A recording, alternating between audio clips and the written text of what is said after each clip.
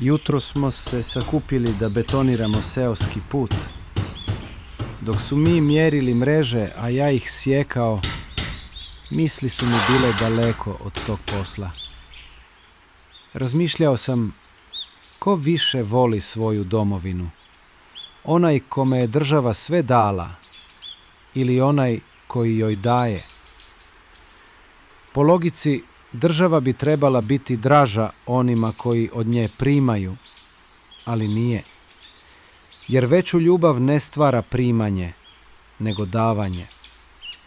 Borci su za domovinu davali živote, zdravlje, mladost. Danas opet hiljade ljudi rade, betoniraju, grade, bez da traže išta za uzvrat. Draža je država onima koji su se za nju patili.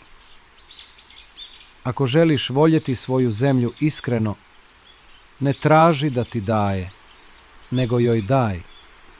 Uloži, pomozi, radi, žrtvuj se. Tek tada znaš šta znači imati domovinu.